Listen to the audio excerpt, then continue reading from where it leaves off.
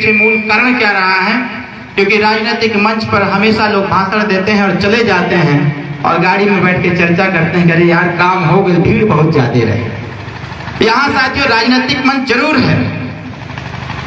हमारे संचालक महोदय ने 2 ही लाइन में सारी बातें कह दी और हम लोग समझदार लोग, हम जैसे लोग समझदार लोग, उन 2 बातों में सब कुछ समायोजित इन्होंने कर दिया कि हम और आप क्या थे, क्या हैं और क्या बनना चाहते हैं।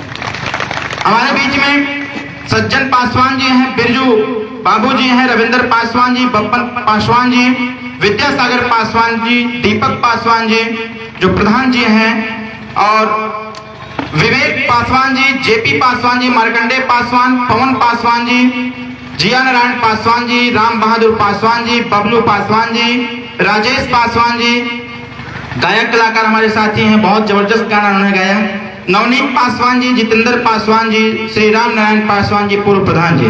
जोरदार ताली बजा करके आप सम्मानित साथियों का आप स्वागत करिए। हमारे बीच में राजेश पासवान जी, छोटेलाल पासवान जी, श्रीकांत पासवान जी, आप सभी सम्मानित साथियों के लिए जोरदार ताली बजा करके आप लोग स्वागत करने का काम करेंगे। साथियों अभी जब मैं प्रवेश किया यहाँ पर तो हमारे पार्टी के माननीय प्रदेश अध्यक्ष दलित प्रकोष्ठ के दिनेश पासवान जी के द्वारा इशारा किया गया कि माननीय ओम प्रकाश राजभर जी की सेहत गड़बड़ है। असल में तो सेहत मेरी गड़बड़ है। सेहत असल में सही बताऊं तो मेरी गड़बड़ है। मैं बैठ नहीं पा रहा हूं, ये 4-5 दिन से लगातार हो रहा है। माननीय नेताजी तो पश्चिमांचल में हैं। अभी हमारे पासवान जी ने कहा कि हम 4% हैं, इसको 20% करना है। जानते हैं हम यहाँ पासवान जी लोग हैं और जिधर मंत्री जी गए हैं जहाँ लाखों लाख लोग जुटे हुए हैं वहाँ पासी समुदाय के लोग हैं। ये पासवान और पासी दोनों को इकट्ठा किया जा रहा है कि जिस प्रकार से हम और आप एक साथ होंगे उसी प्रकार से उत्तर प्रदेश में जिस दिन सहदेव भारतीय समाज पार्टी भागीदारी संकल्प मोर्चा समाजवादी पार्टी की सरकार बनेगी और माननीय अखिलेश यादव मुख्यमंत्री बनेंगे, उसी दिन से विकास का रास्ता तैयार हो जाएगा।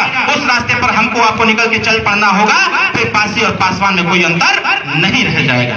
साथियों बहुत कष्ट के साथ हमको कहना पड़ता है क्योंकि अभी हमारे कार्यकर्ता पूर्वांचल में काम करते हैं, हम लोग पश्चिमांचल में जाते हैं। जब पश्चिमांचल में जाते हैं साथियों तो बाबा साहब डॉक्टर भीमराव अम्बेडकर साहब के संविधान के पहले पेज पे है समता, स्वतंत्रता, बंधुत्व, न्याय। जब समानता की बात आती है, जब हम लोग जाते हैं बुंदेलखंड के उस 22 विधानसभाओं में, जब विधानसभा में जाते हैं साथियों तो पासी का, बंजारा का, खंगार का, इन लोगों का छुआ हुआ कोई पानी नहीं पीता है। आज देश को आजाद हुए इतने साल हो गए, संविधान में तमाम प्रावधान बदले जा रहे हैं, लेकिन उसके बाद भी एक पासवान का छुआ हुआ पानी कोई नहीं पीता है। इसी विसंगति को दूर करने के नेताजी बुंदेलखंड गए हुए हैं। लाखों लाख लोग जुड़ करके ये वादा कर रहे हैं कि 2022 में भारतीय जनता पार्टी का विदाई करके भागीदारी संकल्प मोर्चा की सरकार बना करके अखिलेश यादव को मुख्यमंत्री बनाया जाएगा। साथियों हम और आप यहाँ पर हैं। हम लोग 2014 में लोकसभा चुनाव की तैयारी कर रहे थे सलेमपुर से। 2013 में एक किताब हम लोग को छोटी सी मिली, किसी आपके ही पासवान समाज के किसी व्यक्ति ने लिख करके उसको दिया था। जब हम लोगों ने देखा, जब उस किताब को हम लोगों ने पढ़ा तो वो किताब थी शहीद राजकुमार बाघ जी के संबंध में था। शहीद राजकुमार बाघ जी के संबंध में वो था और वो किताब जिस दिन हम अध्ययन कर रहे थे उसके एक दिन बाद एक और हमने न्यूज सुना था कि पूरे उत्तर प्रदेश में आज भी जेल में अगर कोई बंद है तो एक शहीद राजकुमार बाघ बंद था। साथियों हम लोगों ने कहा कि देश आजाद हो गया। देश की आजादी के बाद जिन पासवान समाज के लोगों ने, जिन राजभर समाज के लोगों ने, ये वंचित वर्ग के लोगों ने जिस देश को आजाद करने का कार्य किया, ये देश की आजादी में अपने प्राणों की आहुति दिया, आज इसका कोई मोल नहीं रह गया। साथियों जो कल के समय में लड़ाकू थे साथियों आज वो गद्दार हो गए, और जो कल के समय में गद्दार थे आज वो लड़ाकू हो गए। मुझे बहुत योजना बनाए कि हम लोग आज प्रण लेते हैं, रचना करने से प्रण लिया गया। हीरा पासवान, दिनेश पासवान, रामदहीन पासवान जैसे लोग हम लोगों के पास आए और बताया गया उनको कि शहीद राजकुमार बाघ को बलिया जेल से बाहर निकाला जाएगा। असली आजादी पासवान की तभी होगी जब किसी चौराहे पर या कहीं उचित स्थान पर राजकुमार बाघ की भव्य मूर्ति लगा करके बाकायदा उनका सम्मान बढ़ाया जाएगा। और साथियों हम लोगों ने 2013 में आपके सिकंदरपुर के मिसिरचक गांव में हम लोगों ने योजना बनाया और घर भरन पासवान जी की जमीन को हम लोगों ने एक्वायर किया और एक्वायर करते हुए भव्य मूर्ति बनाया गया और भव्य मूर्ति बना करके पासवान समाज को आमंत्रित किया गया कि आओ तुम्हारा शहीद जेल से छूट गया है।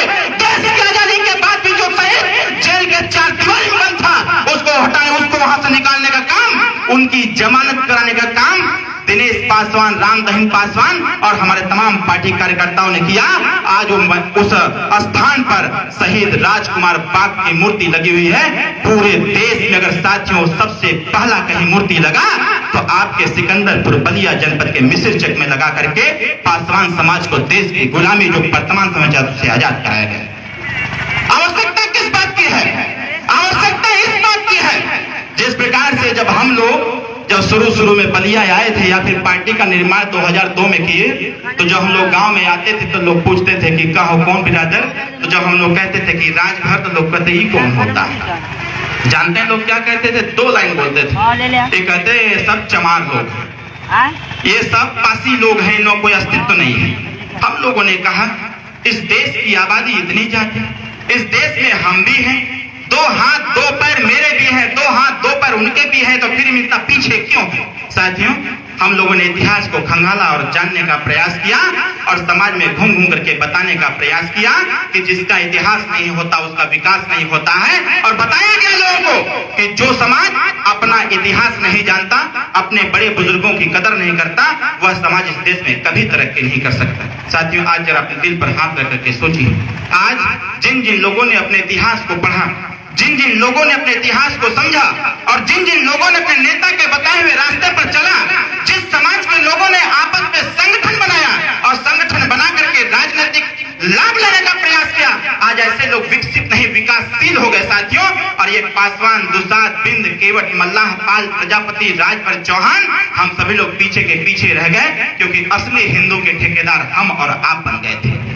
असली हिंदू के ठेकेदार हम और आप बन गए थे और हमारे हाथ के ओर के दम पर ये सरकार बनाने वाले लोग सरकार बनाते हैं। जब सरकार बन जाती है, जब बात आती है हिस्सेदारी भागीदारी की, तो लोग कहते हैं कि हम तो अपने सरकार में एक तो टिकट फलनवा को दे दिए, एक तो ठेकनवा को दे दिए, देखो तुम्हारे बिरादरी का साथियों नेता हो गया और हमारी पूरी बिरादरी उसके पीछे चल पड़ती थी। हमारे समाज में कम मंत्री नहीं थे, हमारे राजभर समाज में कम मंत्री विधायक नहीं थे, उसके बावजूद पूरे देश में राजभर की पहचान खो गई थी। लेकिन जिस दिन से ओम प्रकाश राजभर ने पूरे ताकत के साथ मीडिया के सामने समाज को वकालत करना चालू किया और सदन में गालियां चालू किया, उस दिन पूरा विश्व जान गया इस देश में राजभर समाज रहता है जो राजा सुहेलदेव राजभर जी का वंशज कहलाता है। अरे पासवान समाज के लोगों, अभी भी वक्त है, ये 21वीं सदी चल रहा है, आप समझने का प्रयास करो। यहाँ बैठे हुए 90% लोगों के पास मेरे जैसा फोन हो गया होगा, 90% लोगों के पास मेरे जैसा फोन हो गया होगा, भले ही सस्ता क्यों ना हो, लेकिन अंगुली से टच करके चलाने वाला फोन अब सबके पास हो गया। जरा आप विचार करो कि आप कहाँ हैं और देश की राजनीति कहाँ है। आज 21वीं सदी चल रहा है, जिस 21वीं सदी में पूर्ण रूप से संविधान को लागू हो जाना चाहिए था, आज ये सरकारें बैठ करके योजना बनाती हैं, ये गरीब परिवार जो है इसको नौकरी कैसे नहीं मिलेगी, रोजगार कैसे नहीं मिलेगा, न्याय कैसे नहीं मिलेगा, व्यवस्था कैसे नहीं मिलेगा। इसके साथ साथ साथियों ये योजना बनाते हैं कि ये गरीब मानसिक गुलामी कैसे करेगा।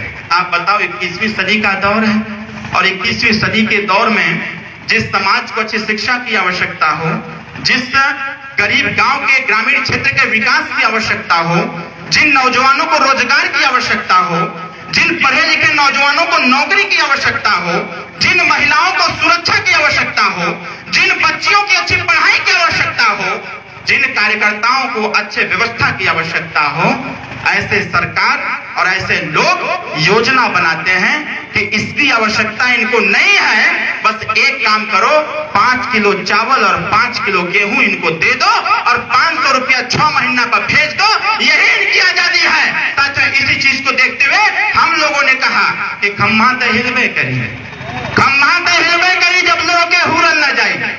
और देश की और प्रदेश की सरकार तब तक न मानी जब तक रहने के हमने पटक के धूल न जैसा। कहने का तात्पर्य है देश की आजादी 1885 से लेकर के 1905 तक ऐसे एप्लीकेशन दिए जाते थे। पासवान समाज के लोग आप लड़ाकू हैं, हम भी लड़ाकू हैं। उस समय ऐसे एप्लीकेशन दे करके देश को आजाद कराने की परिकल्पना की जाती थी, विचार किया जाता था कि हम ये दे देंगे देश आजाद हो जाए। लेकिन जब 1885 से लेकर 1905 तक जब किसी प्रकार का आंदोलन नहीं हुआ, किसी प्रकार का परिवर्तन नहीं हुआ, तो 1905 में सबसे पहले साथियों आपस में लोग लड़े और 1905 से 1947 में अनगिनत आंदोलन हुए और आंदोलन होने के बाद अनगिनत आंदोलन हुए। आंदोलन होने के बाद लोगों ने योजना बनाया, इसी देश के नौजवान ने योजना बनाया कि गांधी जी, अगर आपको लगता है कि कापी और कलम से आजादी मिल सकती है तो आप कापी और कलम का प्रयोग करिए। मुझे तो लगता है कि देश की आजादी गोली, बंदूक और तोप से मिल सकती है, हम इसका प्रयोग करेंगे। साथियों, आज देश आजाद हो गया है, लोकतंत्र है, हर व्यक्ति वोट देता है। आज देखिए स्थिति क्या है। हम लोगों ने भाजपा की सरकार बनाया, सरकार बना के उम्मीद किया था कि बहुत अच्छा दिन आएगा। हमको तो लगता है इतना अच्छा दिन आ गया है कि न खम्भा के न तार और घरे पहुंच गए 20,000 बिजली का बिल। बताओ 20,000 घरे न खम्भा के न तार और घरे आ गए बिजली का बिल 20,000। आप बताएं, बिजली के बिल से हम सभी लोग परेशान हैं कि नहीं है? हम परेशान है ना। कार्यालय पर बिजली का बिल पहुंचा है 85,000। हम समझ नहीं पा रहे हैं कितना रुपया कहां से आ गया। साथियों, भी मैं परसों था एक जगह, एक विजय नाम का लड़का था, उसके घर न तो बिजली है, न तो तार है, न तो खंबा है, न तो मीटर है। डायरेक्टर पहुंच गया, लो भैया 20,000 का लो। तो बताइए, बिजली के बिल से हम सभी लोग परेशान हैं कि नहीं? साथियों, गौतम बुद्ध साहब ने कहा था, दुख है तो दुख का कारण है और कारण है तो उसका निवारण भी है। दुख हम लोगों को यही है कि हम लोगों ने भाजपा की सरकार बना दिया, हम लोगों ने भाजपा की सरकार बना लिया। ये समस्या पर समस्या बढ़ती चली गई। साथियों, बिजली का बिल माफ कराना है हम लोगों को और इसकी योजना हम लोगों ने बनाया है कि जिस दिन 2022 की सरकार में माननीय अखिलेश यादव जी मुख्यमंत्री बनेंगे, उस दिन तय किया जाएगा कि उत्तर प्रदेश में विगत 5 सालों में जितना बकाया है सारा माफ किया जाता है और आने वाले 5 साल तक बिना पैसे में हर घर को बिजली दिया जाएगा। 1 भी रुपया बिजली का पैसा, बिजली का बिल नहीं दिया जाएगा। तो बताइए, ये लड़ाई सही रहेगी कि नहीं सही रहेगी? दूसरी चीज, अब एक गांव में प्राइमरी विद्यालय है, 21वीं सदी चल रहा है, यहाँ हमारे मास्टर साहब भी बैठे हुए हैं। गांव का प्राइमरी स्कूल 21वीं सदी में कैसा होना चाहिए, इस पे जरूर थोड़ा सा विचार होना चाहिए। आज आप गांव में चले जाइए, गांव का प्राइमरी विद्यालय है और उस प्राइमरी विद्यालय में पढ़ाने वाला जो मास्टर होता है, दिल पर हाथ रख के बताइएगा कि जो गांव के सरकारी स्कूल में पढ़ाने वाला जो मास्टर है, क्या उसका बेटा उस स्कूल में पढ़ता है? ईमानदारी से बताइए, क्या उसका बेटा पढ़ता है? क्यों नहीं पढ़ता है? भारत का संविधान कहता है समानता का अधिकार, सरकारी चीजें सबको चाहिए, फिर सरकारी शिक्षा उनको क्यों नहीं चाहिए? साथियों, यही विसंगति है। इसीलिए हम लोगों ने तय किया कि उत्तर प्रदेश में व्यवस्था बनाया जाएगा। 3 अक्टूबर 2013 को इलाहाबाद हाईकोर्ट ने फैसला दिया था, अगर गांव के सरकारी स्कूल में अमीर का बेटा नहीं पढ़ता है और शिक्षा की व्यवस्था में परिवर्तन नहीं हो पा रहा है, तो सरकार ये तय करे कि उत्तर प्रदेश के सरकारी स्कूल में चाहे राष्ट्रपति का बेटा हो, चाहे चपरासी का हो, चाहे जिसका बेटा हो, जब तक गांव के सरकारी स्कूल में कक्षा 1 से 5 तक वो नहीं पढ़ लेता, तब तक दुनिया के किसी स्कूल में उसका नाम नहीं लिखा जाएगा। ये योजना हम लोग बनाना चाह रहे थे। साथियों, ये 2013 का फैसला है। अखिलेश यादव जी उसमें मुख्यमंत्री थे, इन्होंने फैसले को लागू किया, लेकिन केंद्र की सरकार ने इसको स्वीकार नहीं किया और इसी चीज को हम लोगों ने कहा कि व्यवस्था बनाया जाएगा। 2022 की सरकार आएगी और सरकार में रह करके योजना बनाया जाएगा कि गांव के सरकारी स्कूल दिल्ली के तर्ज पर बनाए जाएंगे और जब तक अमीर गरीब का बेटा एक साथ गांव के सरकारी स्कूल में कक्षा 1 से 5 तक नहीं पढ़ लेता है, तब तक दुनिया के किसी स्कूल में उसका नाम नहीं लिखा जाएगा। ये योजना हम लोग बना करके साथियों तैयारी कर रहे हैं। इसके बाद एक योजना और हम लोग तैयारी में है। ये जो गठबंधन सपा भाजपा भागीदारी संकल्प मोर्चा का जो गठबंधन है, ये सैद्धांतिक गठबंधन है।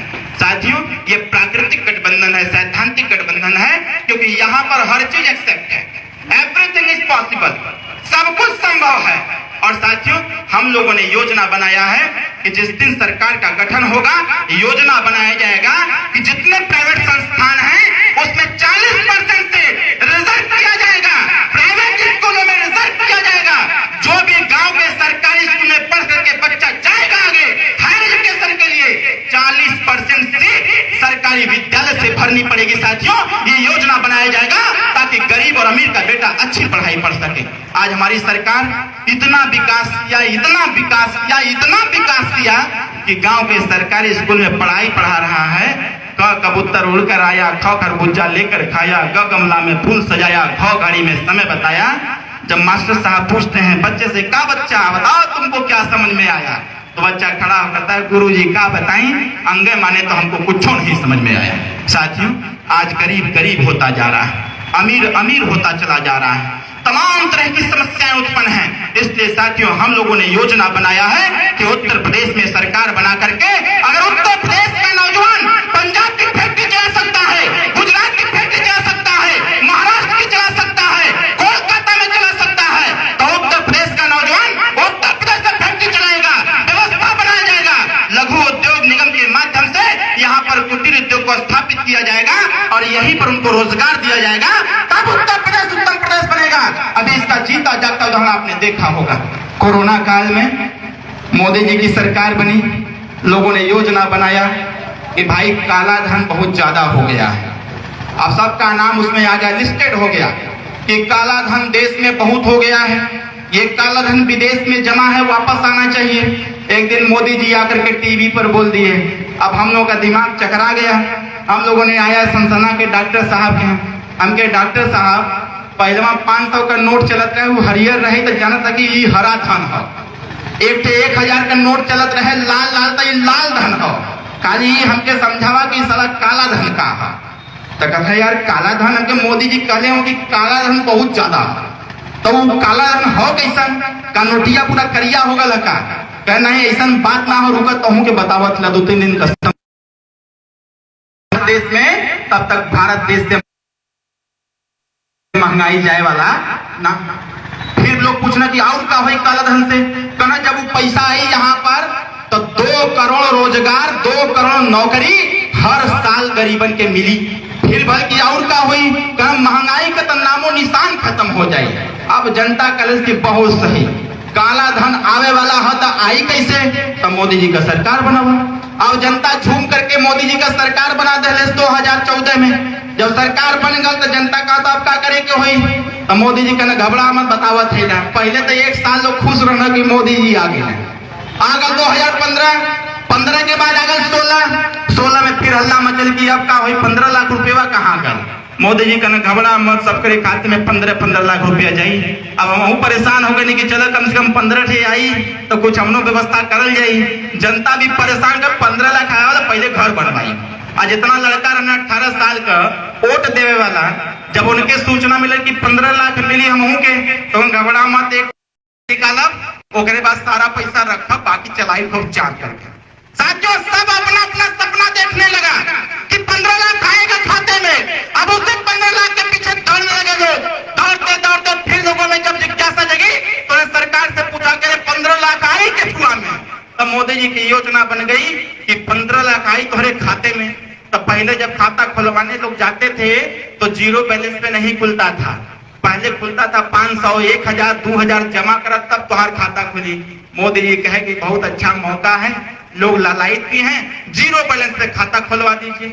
और जीरो बैलेंस पर जनधन खाता खुल गई।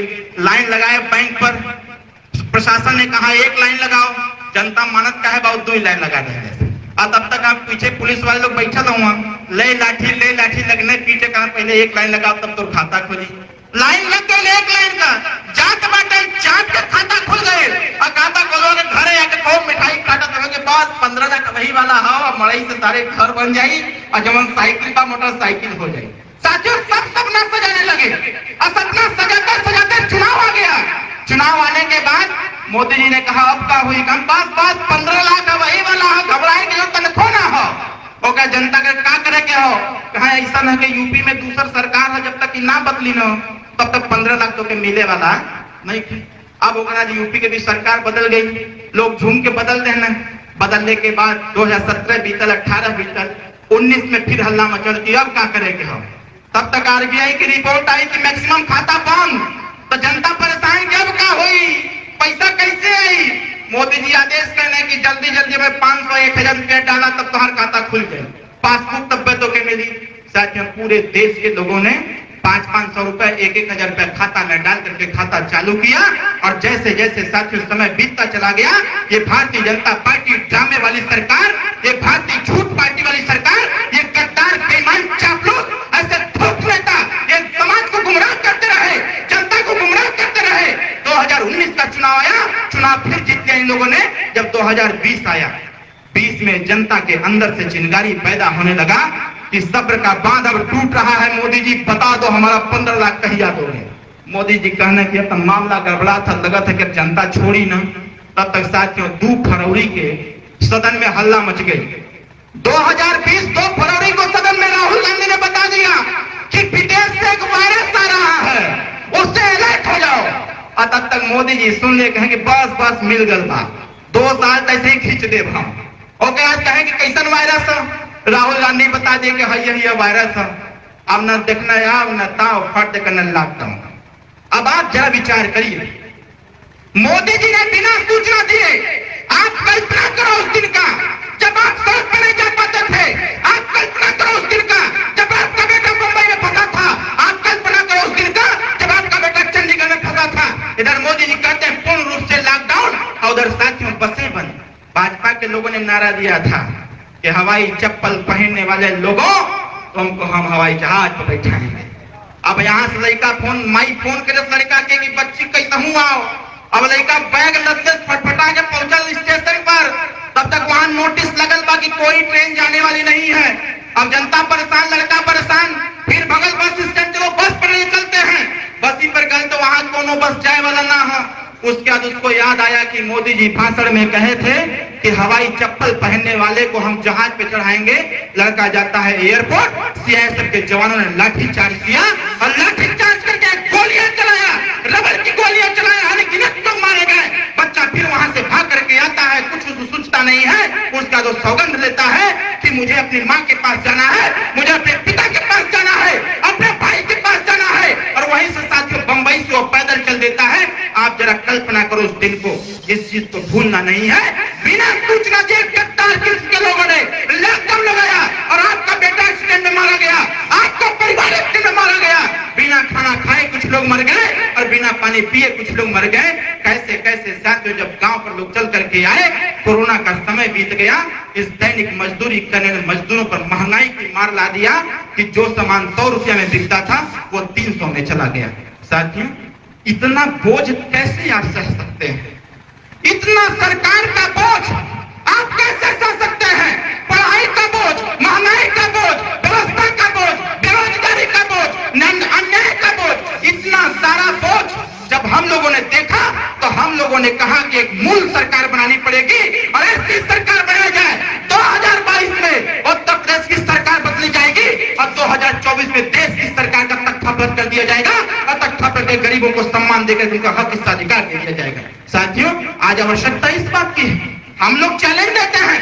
सदन के अंदर बोला गया था कि आज देश के गरीबों को, बेरोजगार जो नौजवान साथी हैं, जब अखिलेश जी की सरकार थी तो बेरोजगारी भत्ता दिया जाता था, लेकिन ये जो आगे महाराज जी, इनको तो घंटा बजाने से कोई फुर्सत है नहीं, इनको पूजा पाठ करने से कोई फुर्सत नहीं, इनका ध्यान सिर्फ मंदिर पर है, इनका ध्यान सिर्फ गाय पर है, यही 2 चीजों पर है। जनता मरे चाहे कुछ हो, ऐसे मतलब उनके ना। अभी साथियों 6 दिन पहले इतनी बड़ी घटना घटित हुआ, सरकार एकदम चुपचाप जाए तो जवन हो तो अभी 6-7 दिन पहले उत्तर प्रदेश में 21 लाख नौजवानों के भविष्य को अंधकार में किया गया। उत्तर प्रदेश टेट का परीक्षा, बच्चे अंदर परीक्षा दे रहे थे, जरा सोचिए उन बच्चों पर क्या बीता होगा। बच्चे अंदर परीक्षा दे रहे हैं, 45 मिनट में उन लोगों ने सारे क्वेश्चन कर लिया। उसके बाद योगी का भाषण के माध्यम से आदेश होता है कि यूपी टेट की परीक्षा स्थगित की जाती है। बाहरे ड्रामा, 17 ऐसे पेपर सरकार में सबसे ज्यादा अगर लाठी सरकार के किसी के ऊपर चली है तो पढ़े लिखे नौजवानों पर चली है। आप बताइए लखनऊ का दृश्य, बलिया का दृश्य जरा देखिए, बलिया का दृश्य देखिए, मऊ का दृश्य देखिए, बनारस का दृश्य देखिए, पूरे प्रदेश में हाहाकार मचा हुआ है। इसलिए हमारा आपसे छोटा सा निवेदन होगा, पासवान समाज के लोगों, अगर आप चाहते हैं मान सम्मान स्वाभिमान हक अधिकार हिस्सा चाहते हैं, अपना सम्मान चाहते हैं साथियों, तो आप तय कर लीजिए, आपस में एकता बनाइए, इकट्ठा होइए और इकट्ठा होकर के इस सरकार